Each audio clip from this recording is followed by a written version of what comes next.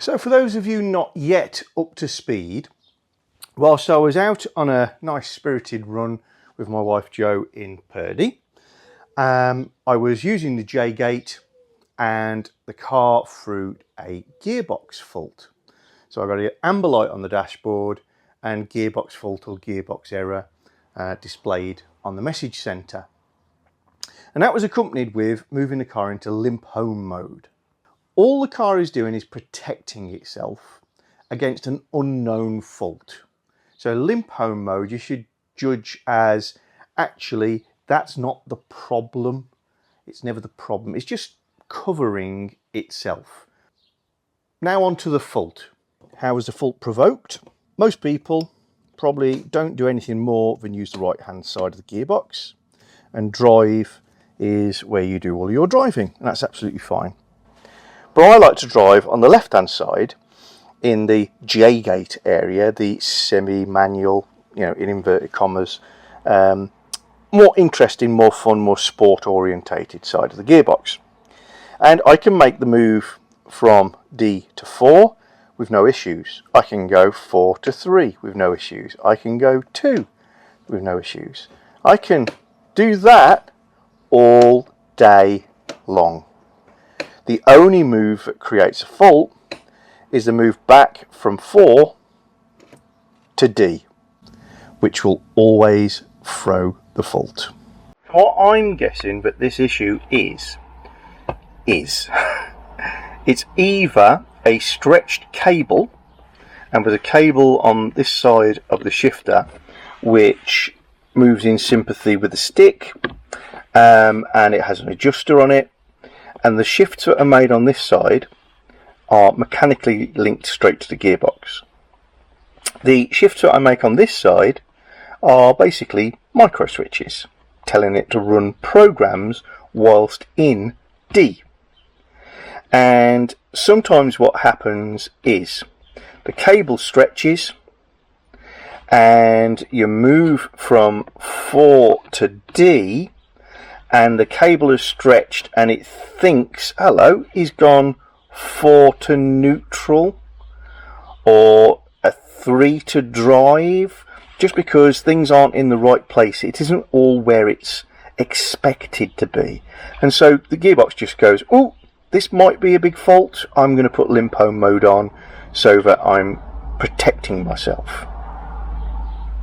The other thing is those micro switches that are detecting where the stick is at any particular time, or where the gearbox is at any one time, they can become sticky, broken, etc. And again, give that same fault of the cable doesn't really match the logic I'm seeing from the switches. Forward, and eventually we hit park. I'm going to come back down. Let's watch when reverse lights. Ooh, there. Now I'm not in the notch, as you can see. So now I'm going to move it a bit further back, bit further back, bit further back. It's still in reverse. It feels like reverse is engaging way too early in that pattern. And I can go right to the back of the notch, then back out, pull back, pull back, pull back. Neutral is engaged there, and if I change your angle, hopefully you can see we're not yet at the dog leg where neutral should happen. Neutral should happen there. So everything's sort of shifted forward a little bit. Where does drive happen?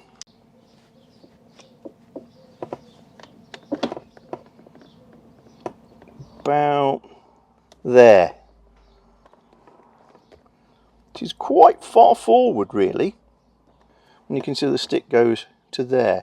So that just makes me very suspicious that this is a cable adjustment thing, and if I tweak the cable, all will be good again. The other lights also work. 4 works over there. There's no detent on these, but 3, if I sort of get it square on, 3's there. That feels a little far back again. Then 2 happens there, and there's quite a lot of space still to go forward. I just think this has gone out of adjustment. And my failure, this is the first failure of this variety that I've had with this car, happened on the hottest day of the year. So again, cable stretch, if it was already close to the limit, maybe the heat was enough to just push it over the edge. At this stage you could do an OBD2 check to see what fault codes have been registered, but because I'm not moving, there's no fault code registered, and because the car's been turned off, it's cleared its code, which again tells you that it's not a serious issue. It's not something the car's remembering in any way. It's something that happened during that shift, not during general use. But we'll plug it in anyway, just for interest. So here's my, by now probably quite familiar, cheap and cheerful OBD2 scanner. It doesn't even come close to reading all the codes on the Jag, but mainly it does what I need, which is the simple stuff and resetting the simple stuff. So we get our little connector, and your connector you're going to push it into is here. And if you want to guide, look to the right hand edge of your boot release if you're in the same hand drive as me, and the socket is in that orientation, and the wider section of your socket is towards your knee, again if you're in the same hand drive as me. So just push that in with the ignition off,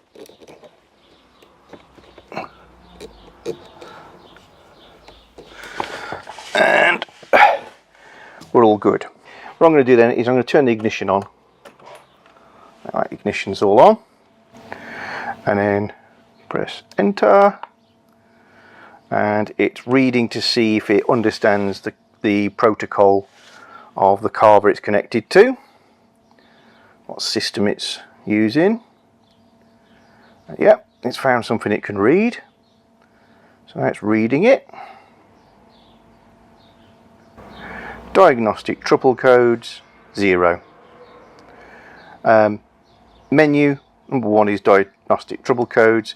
If it had said anything other than 0, when I press enter, it would have read me a code, but it hasn't read one. So I know that this is not a serious fault. Always remember to turn off your ignition before you pull this out, or you will definitely throw an error code that you'll read the next time you plug this in and go, oh my god, what's that? And sometimes it will generate a code just by being plugged in and then taken out even correctly. So use with a pinch of salt. So we want to get in here so that we can look at this adjuster on a cable, which is down here, and to look at the switch gear that surrounds the J-gate, and just examine it, adjust it, and hopefully our problem is gone for keeps. The steps to doing that are: number 1, we need to get this surround off. Number 2, the veneer off. Number 3, the center console out. All relatively easy once you know how, but before you do anything, turn your ignition back on one more time, put your foot on the brake and pull your gear lever from park to reverse, and then turn your ignition back off. It's just a lot easier to get all this off without the gear stick locked in the park position, and things get very awkward. So the first tools you need are either some plastic body filler spreaders, plastic sheet, or offcuts of old, sort of Tupperware containers, plastic food containers, anything thin and plastic really. If they've got a tapered edge like a scraper, that's even better. And what we want to do is, in the gap around the outside of the actual J-gate, so there's a gap between that and this larger surround, is put our scraper or piece of plastic in there. Now I'm incredibly fortunate to have a couple of spare items knocking around me. So this is a one button J-gate surround from a car that doesn't have a cruise control. But what you can see on the opposite side is these clips. And this one's got one broken because it's been removed without using this technique. And what we're actually trying to do is push this clip away from the J-gate so that it unhooks this little square aperture from the lug that it's sitting on. So the point of grabbing this out of my shed just now is to give myself a guide to where I should be feeling, and I'm probably in the right spot because I could do it from memory, but I was struggling. So yeah, it's essentially in line with the emergency part release and in line with the slot at the bottom of the J-gate. So here and here, all the way across.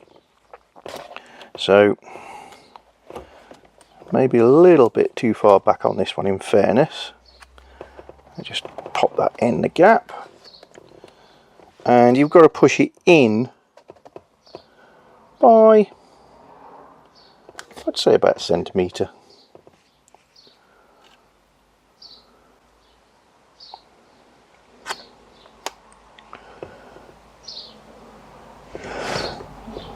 And then a little bit of pressure that way.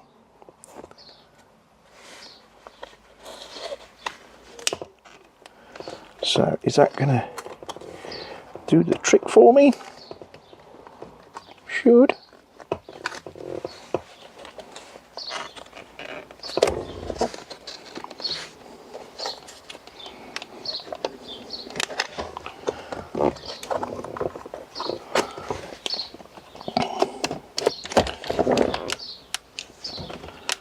I'm beginning to have conspiracy theories about somebody's been in here, broke the tabs and refitted it using some other technique.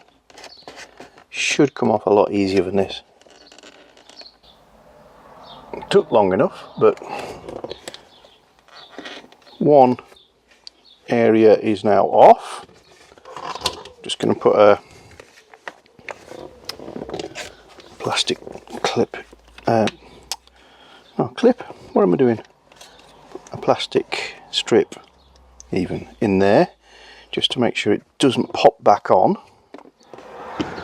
After a bit of wrangling, I found that actually the best technique was a thin strip of plastic, a nice tapered end as discussed, and as long as you find the right spot, which you guys will be able to look at my video pictures to get the better indication of that right spot, but basically in line with this slot.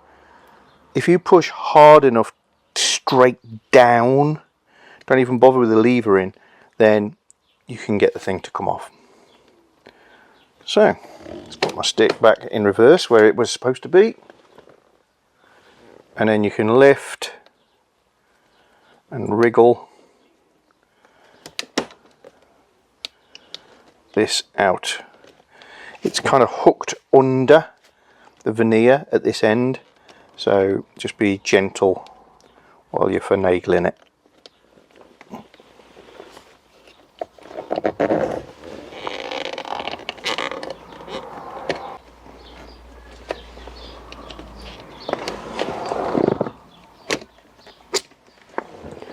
And we're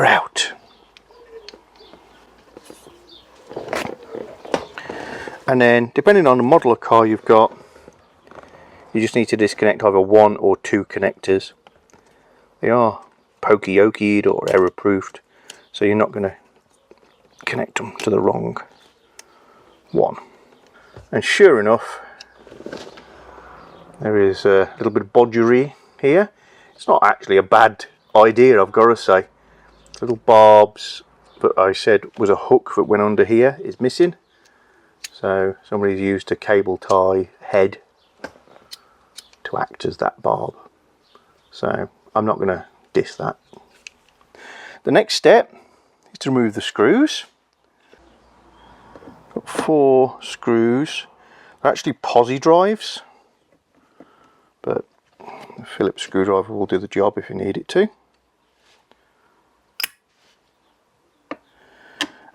Interesting factoid, well, interests me. You might say, oh, you only need a little short screwdriver for this, John. The longer the screwdriver you use, the less likely you are to round off a crosshead drive. And that is because when you put a reasonably long screwdriver in, maybe you don't get it completely square and you move it 1 centimetre off perfectly vertical. But on a long screwdriver, that's next to nothing. If you've got a little stubby screwdriver and you move it 1 centimetre off centre, the angle is huge. So the longer the screwdriver, the more perfectly you'll be aligned in the screw head at all times. Obviously you can't use a long screwdriver all the time, but where you can, do.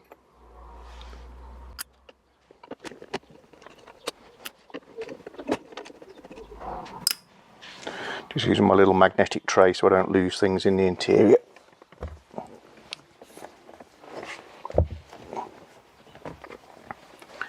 Just improve the lighting for you. So we've got these little pressed pieces that clamp the wood down. Okay, so we've reached this stage. Now at this point the wood veneer is loose, but on a lot of cars you will find some washers that are underneath the wood on top of the base of the J-gate, and what that's doing is adjusting the height of the wood so that it meets the bottom of the piece that we've just taken off. And the reason for that is when you push in the clip-in panel that we've just removed, it goes around some barbs here, and the barbs go through some squares, so the height it goes to is absolutely preset and it can't tighten down onto this. And with variations in wood and the panel, the substrate that this is attached to, then you're going to get poor looking finishes. So if there's washers there, it's been loved in the factory into perfect position. So don't lose them, and remember where they went. On mine, it's just 2 at the back. So now I'm just going to gently lift the back edge of this. Remember, if you've got a convertible, there's still a switch here. We'll have wiring on the bottom. Pick it up. Remove the 2 washers before they disappear forever.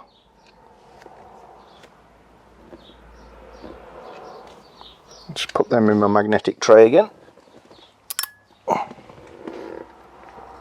And now I can jiggle this a little bit and she'll come out. There we go.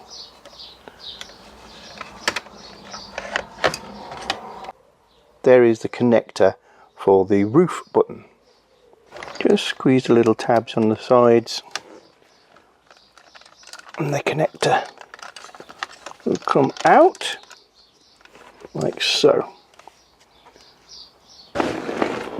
So now we're getting close, and actually from here you can see, if I put my little light on for you, There you go. There's a gold coloured bracket, or zinc passivated, as geeks call it, and there's a nut on there and there's a cable running through it.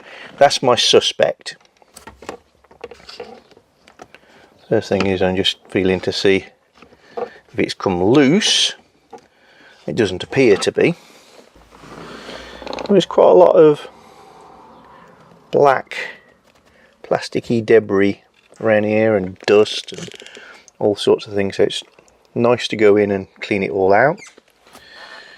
The badge that fills everybody's hearts with dread, Lucas. So what I'm going to do now to improve access and to do a proper job is remove the center console, which sounds scary but is actually really easy. So you're going to need a Torx T30.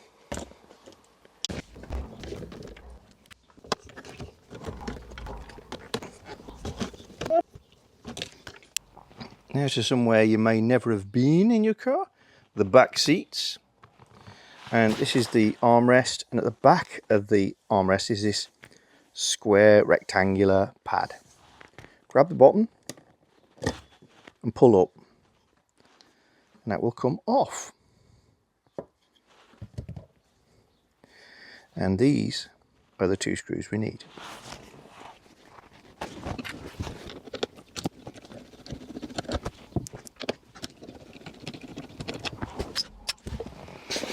And then the whole thing is loose.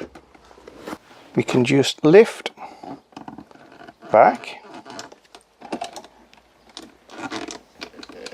very gently and pull slightly backwards.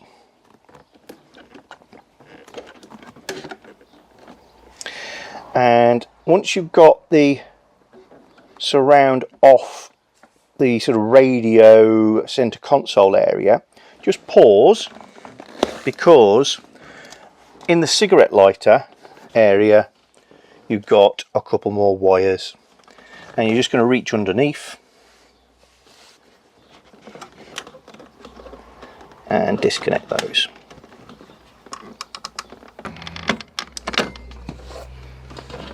There we go.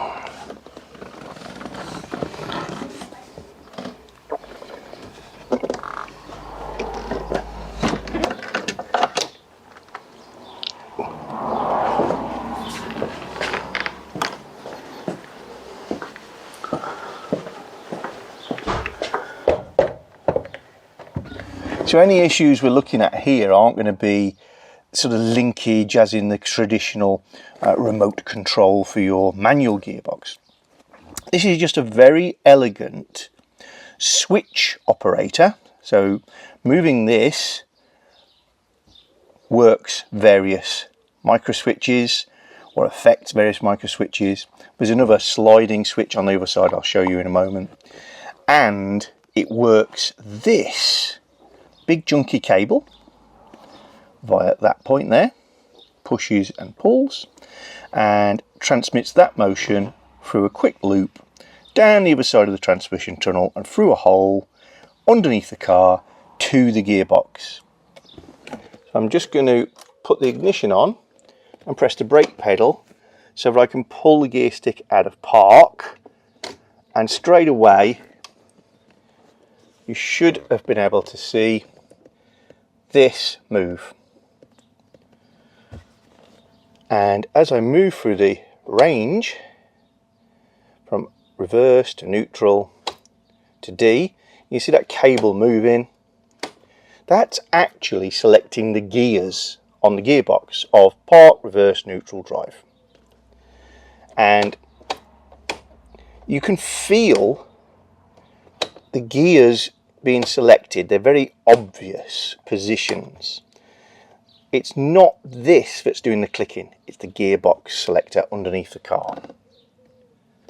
When you go over from there to 4, you can see there's actually nothing happening. You're not sending any mechanical signal to the gearbox whatsoever. But if you look here, you may just be able to see the edge of a furry thing. You're turning a disc. and 4 lights up over here, and then as you go forward the cable goes further back.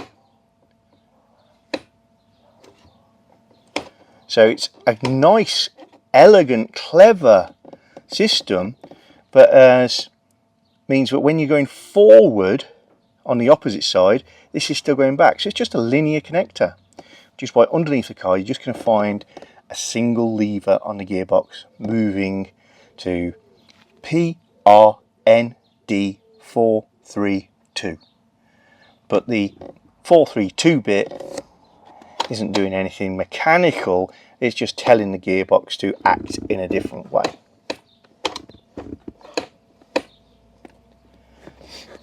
Now my gearbox, my gear shift has been feeling a little, I don't know, different, scratchy, not so nice.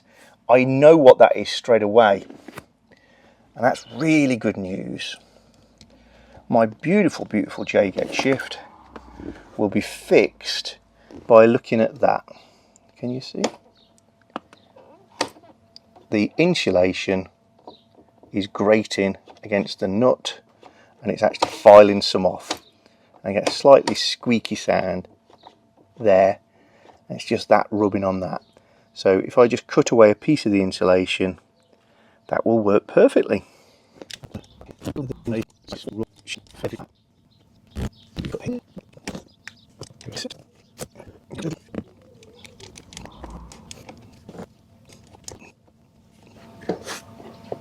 There we go, I think that's enough. Because now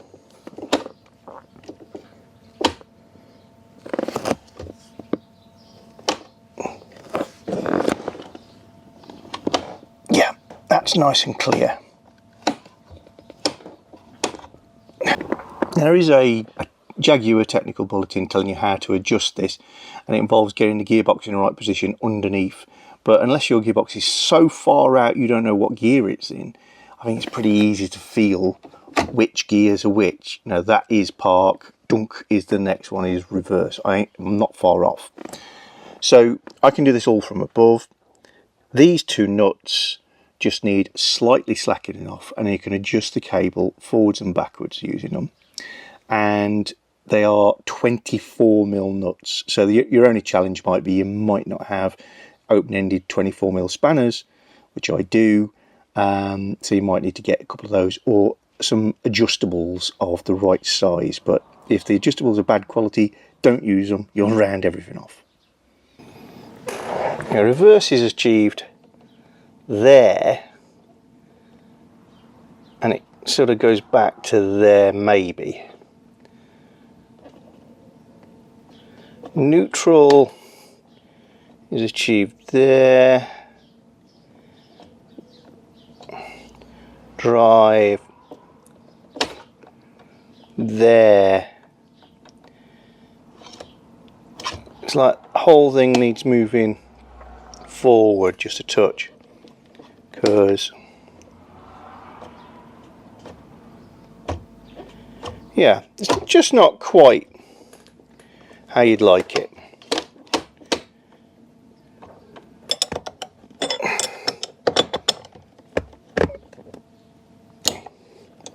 Okay, so I'll just slacken them. Quick dab of marker pen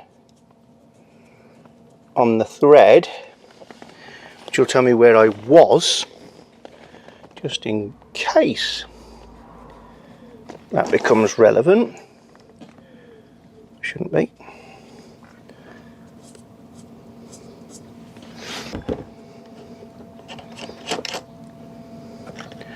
And as I move the cable backwards and forwards, now it's slackened off, you can actually see it makes quite a big difference to the position of the gear shift. So we know it's in reverse.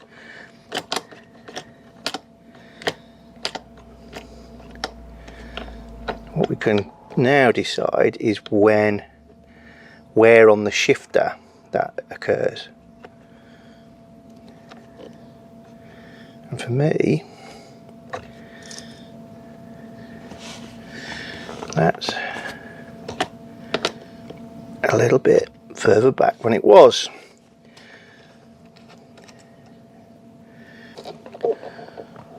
Reverse lights up there.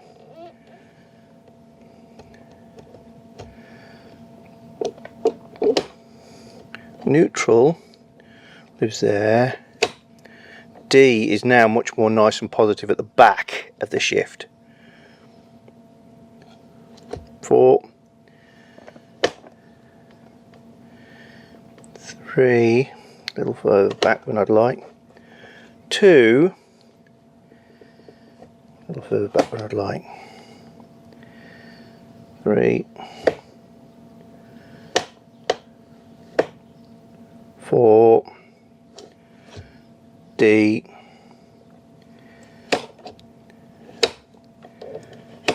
neutral, reverse. What I'm going to do now is got nothing to do with need. It's interest and what if that wasn't the issue, which I'm assuming it was. So what I'm going to do is look at the switch gear, if you like. So I'm just running the flats on my gear stick knob. There we are. And I'm going to wind that down fraction. Done. I can undo my beautiful Michael Emerson Jaguar clock gear stick knob. It's off. I can remove the tightening ferrule.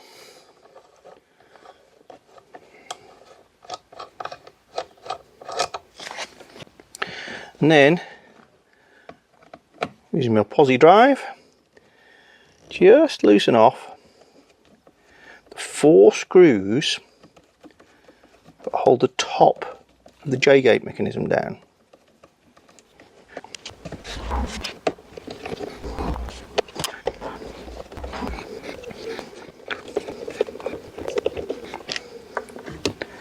And there we are, 4 screws out. Now I can very gently lift this mechanism. With this turned over, so flipped it over that way, we can see one of the other devices that can cause the D to 4, sorry, can cause the 4 to D fault codes, and that's this microswitch. So what happens is when you make the move from 4, which is where I've left the gear stick, to D, that microswitch opens, and if that were to stick in the down position, then the car would think that I'm in the wrong gear relative to where the stick is. Or if I was to come from that to that and it doesn't see that signal, then the opposite would happen. It would think, again, I'm in the wrong position here, something's not right.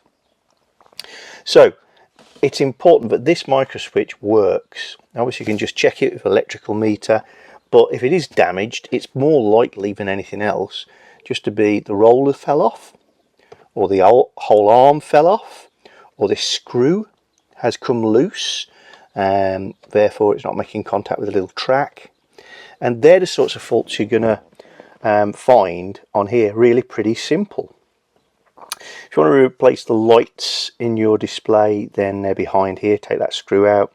There's a little circuit board with the lights on. This is the release for the parking position. So when your car is in park, I'm going to simulate that now. We're going round carefully and then back up this side.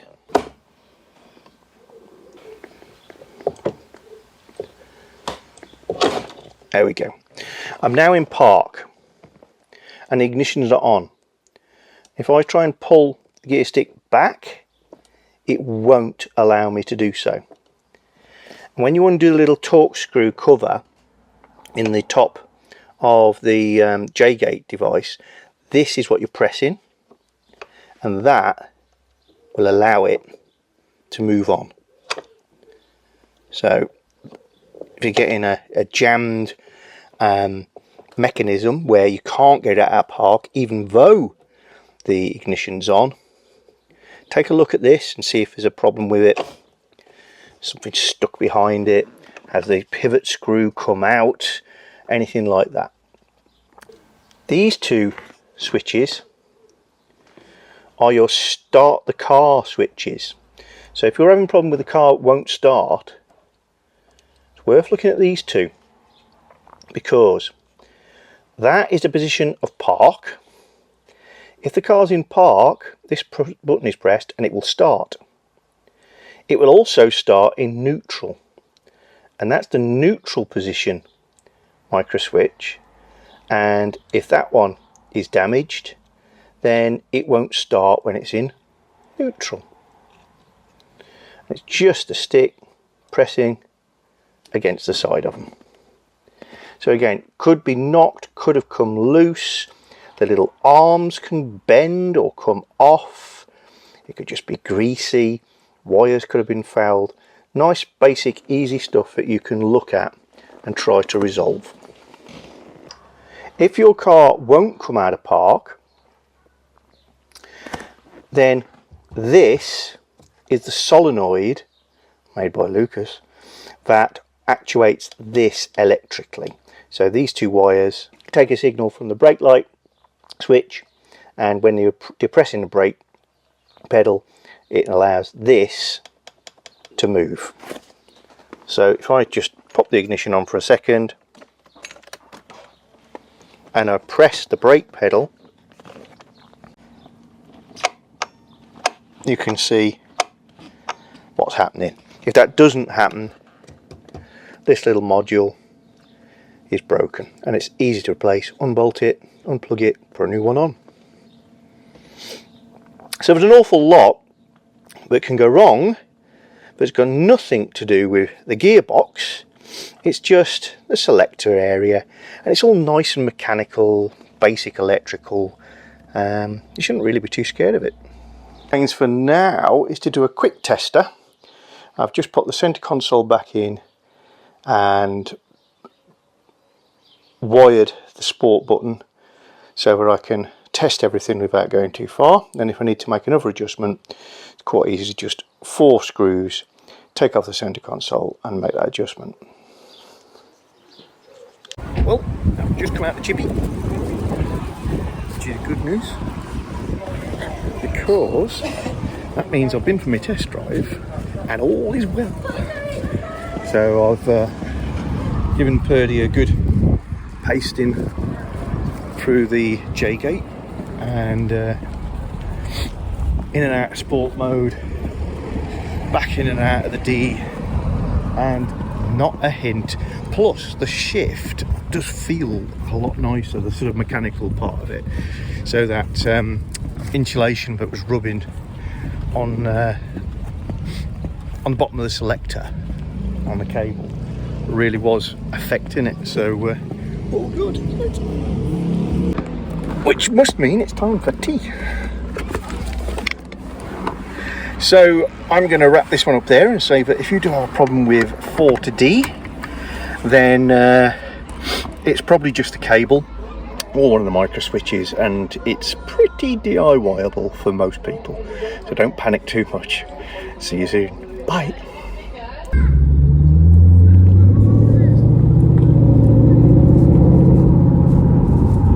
If you're enjoying our channel, then don't forget to subscribe and click the little bell icon so you get notifications of new videos. And please give us a thumbs up or thumbs down, and you can share the videos. And below the video is always the area where you can comment and get involved with the chat.